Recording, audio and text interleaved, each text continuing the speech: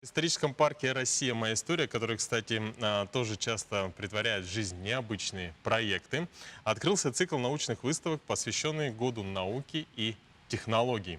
О том, что интересного представлено на выставках, которых несколько, и посвящены они не только истории якутской науки, но и современности, мы поговорим сегодня с нашим гостем. Это экскурсовод исторического парка Сергей Николаев. Сергей, доброе утро. Доброе утро. Вот расскажите о выставках, вот какова тематика и что в них представлено. Сама по себе выставка называется «Академическая наука и технологии в Якутии». Она у нас открылась на прошлой неделе в среду, то есть 21 июля. И она состоит у нас из 4 таких вот кластеров. То есть на первом этаже у нас находится, во-первых, дом ученого полевика. Это больше идет как реконструкция быта ученых 20 века. 20 века. Также у нас в лектории есть выставка, посвященная Сергею Владимировичу Обручеву. Он у нас является потомственным геологом, и как раз он занимался исследованием Якутии в 20-х годах 20 века. И на втором этаже, вот идя на второй этаж, на лестничных таких вот площадках, у нас есть калейдоскоп из институтов, а также как у нас развивалась наука и как развивалось у нас общество. То есть с 18 века начиная по наше время. И уже на втором этаже у нас находится сама выставка, посвященная институтам. Если говорить про саму такую вот выставку, да, надо понимать то, что у нас на данный момент не представлены все институты, потому что сама по себе выставка будет работать до 1 июня, точнее, июня, извините, до 1 января 2022 года. И в связи с этим она у нас будет претерпевать разного рода изменения. На данный момент у нас представлены, во-первых, это Якутский научный центр Сибирского отделения Российской академии наук. Также у нас есть Институт гуманитарных исследований, у нас также есть Институт геологии и Институт мирозлатоведения. А кто вам помогал вот именно вот в составлении экспозиции, в их создании? Создание у нас самым таким вот важным лицом является Михаил Михайлович Черосов. Он у нас является доктором биологических наук. Он был как раз у нас инициатором данной выставки, потому что, как вы знаете, у нас в этом году год науки. Соответственно, из-за этого он захотел в наших, скажем так, стенах провести данную выставку. То есть он курировал, во-первых, институты, он с ними связывался и также отбирал разного рода материал. И также у нас есть Михаил Викторович уже Чоросов. Он у нас как раз составлял всю экспозицию. То есть он непосредственно все сам устанавливал. Вот примерно так. Сергей, а вас как организатора выставки, вы вот ознакомились, думаю, с большим количеством научных открытий, да? Какой из них вас впечатлило больше всего?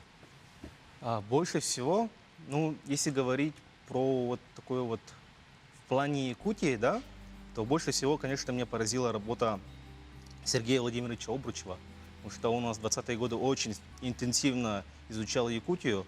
Если говорить про его вклад, то надо понимать то, что он впервые ввел понятие полюса холода, то есть у нас работал во Ямиконе, также интересовался климатом, и вот заметил то, что в этом Яконской котловине у нас есть определенные такие вот необычные такие вот погодные условия, в том плане, то, что у нас на высоте, то есть в районе, например, 500 метров, 600 метров теплее, чем в самой котловине Ямиконской. Это было очень необычно. И у нас Ямикон является самым холодным местом в северном полушарии. То есть это именно он открыл. Также он у нас открыл Эльгинский такой вот промышленный угольный такой вот бассейн. И он является у нас одним из самых больших в мире. И вообще он также взял и переименовал Нигирское и Колымское Нагорье в хребет Черского. Как раз Черский Иван Дементьевич у нас тоже занимался исследованием Колымы. К сожалению, он погиб. Потому что... Как раз-таки во время экспедиции. Да, как раз во время экспедиции. Я недавно просто читала эту статью. А вот что касается современных достижений, будут ли там эти экспонаты, будут ли они представлены в экспозиции? Чуть позже, на данный момент у нас представлены из, например, Якутского научного центра комплексных проблем медицины, скажем так, никелогрейка, это у нас представлен экспонат, изолирующая, скажем так, изолирующая повязка. То есть она предназначена для того, чтобы сохранять конечности людям, которые были обморожены. То есть они страдали от обморожения. Как мы знаем, если ткань резко будет подвергаться, например, тепловому температуре, да, определенной, то кристаллики льда будут уничтожать мягкие ткани. А изолирующая повязка позволяет этим тканям довольно-таки долгое время оттаивать, Тем самым у нас ткань не подвергается некрозу, и есть возможность спасти, например, те же самые пальцы. У нас представлена очень хорошая разработка, на данный момент ей интересуются норвежцы. То есть они хотят, чтобы данные технологии из Якутии у нас в дальнейшем Мы по продвигалась. климату друг к другу подходим. И вот последний вопрос. Кому будет интересна экспедиция и кому вы советуете вот обязательно посетить? Я думаю, то, что всем возрастным группам будет интересно, потому что дети у нас, как правило, интересуются минералами, то есть они впервые видят газ, они видят нефть, они видят кимберлиты, отпечатки, например, тех же самых алмазов. У нас также есть два позвонка ихтиозавра, то есть у нас предметы, связанные с палеонтологией, есть. Тот же самый, например, самородная медь, которая у нас есть открытое месторождение в Верхояне, единственное в Якутии, именно открытого типа. И то же самое самородное железо из кимберлитовой тоже трубки. То есть им это, по большей части, это интересно. Вот из-за та же самая, например, теплоизолирующая повязка. А для поколения более старшего возраста, соответственно, это научные достижения наших ученых, как у нас развивалась наука. То есть это у нас тот же самый Платон Аюнский, Башарин, который является у нас первым доктором наук в Якутии. То есть в 50-м году он у нас защитился.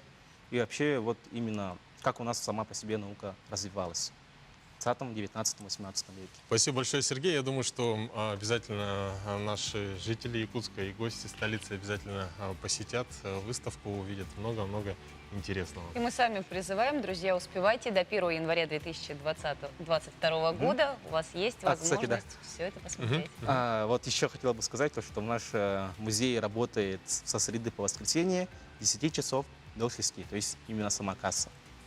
Отлично. Так что, друзья, приглашаем всех посетить.